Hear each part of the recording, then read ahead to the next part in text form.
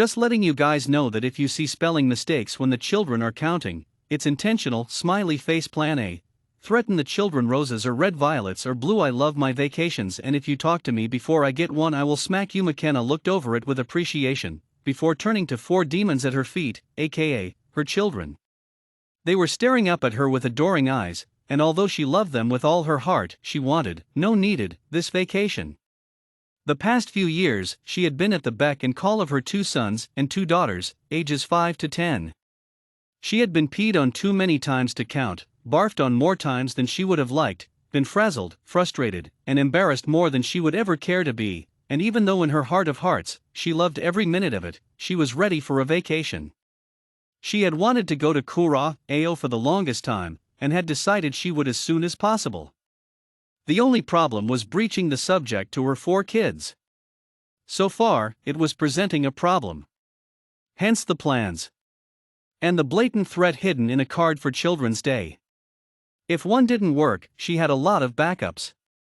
Gently, as if she was lowering a carcass to rabid wolves, she gave the card to her oldest.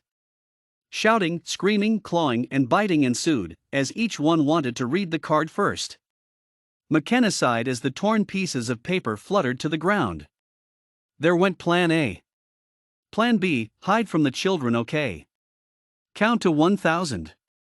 McKenna yelled, running down the stairs. She was enacting Plan B, which was to hide from her demon kids. She only forgot one thing.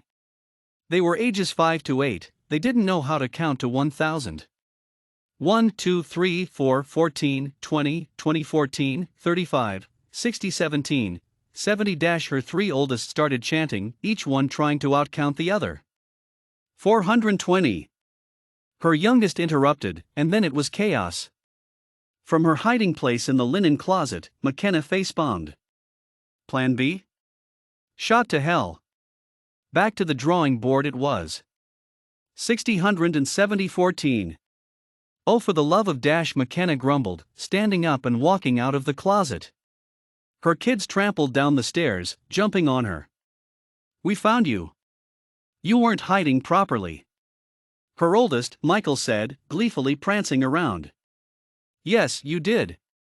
Now go play with your Legos or something, she said, sighing as she trudged back to her office. Plan C, force the children to stay away. Listen to me. If you don't let me catch a break, I will ground your butts until next year. You understand me? She threatened, wagging her finger at her 4 kids, lined up next to the kitchen table. They stared at each other, and then up to her, eyes wide. Does that mean, like in a month? Her middle son, Jake, whispered. McKenna's eyes shot to the calendar hanging above the sink. Indeed, it was already November 24th, dang it. She sighed. Yes, technically, but she started, but her kids didn't hear her. They hooped and ran circles around her, screaming and chanting and laughing to each other. Double damn. This was not working. Plan D, run from the children. Look, mommy's in the bedroom. Michael bellowed, and 4 steps of footsteps drummed overhead. McKenna, safely downstairs, smiled gleefully to herself. She had recorded a video of herself singing, and put the phone in the bedroom, so her kids thought it was her. She tiptoed to the front door, but ran down the hallway when she heard footsteps coming down the stairs. She's not there. Her middle daughter, Liz, said happily, is she playing hide and seek again? This is fun. She squealed, and McKenna, from her hiding spot under the formal dining table, heard the 4 of them split up, all the better to hunt for her. She waited until the coast was clear, then she ducked out from under the table, and ran to the front door. She was about to open the door when she stepped on one of Michael's Lego toys, and for the love of all that is holy, it hurt. Hopping up and down, she tried to muffle her groans of pain, massaging her hurt foot.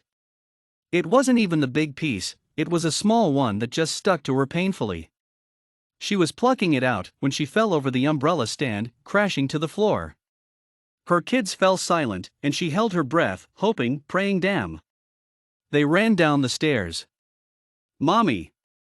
Michael yelled, zooming his Lego Death Star around her head. She moaned and thumped her head against the floor. This was getting to be too much. Plan E, sell the children. No, you cannot do that. Her husband, Nick, said, plucking the phone from her hands, effectively ruining her plan. Damn it. But I need to. She cried, trying in vain to grab the phone. No such luck. He was simply too tall. Resisting the urge to stomp her foot, she let out her breath in a huff and turned away. Traitor. She muttered, marching away and into her office.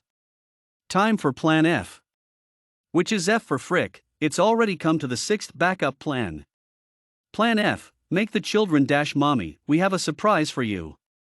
Her youngest announced, barging into McKenna's room.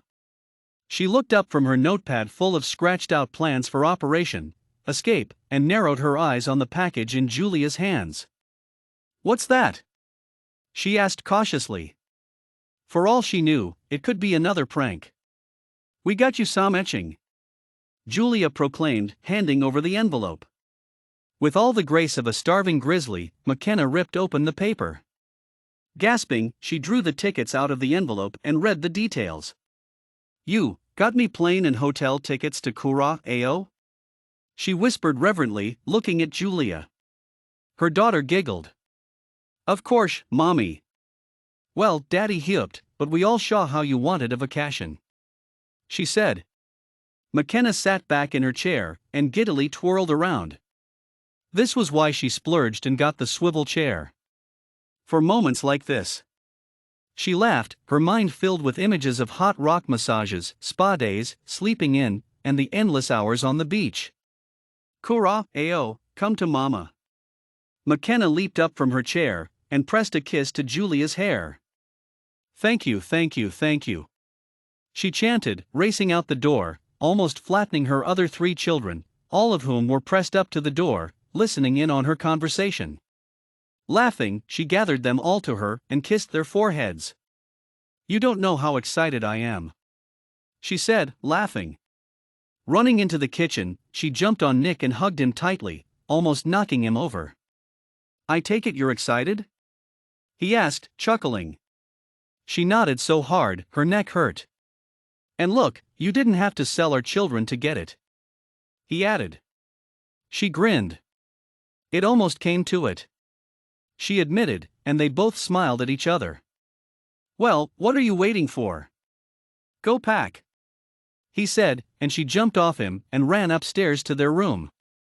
Plan F, reward the children for being great kids. McKenna relaxed on the beach in Curacao, feeling all her troubles melt away. This was exactly what she needed. A well-deserved vacation from her family, to recharge her batteries and get back her life. The sun beat down on her, and she closed her eyes. Heaven, this was. Complete heaven.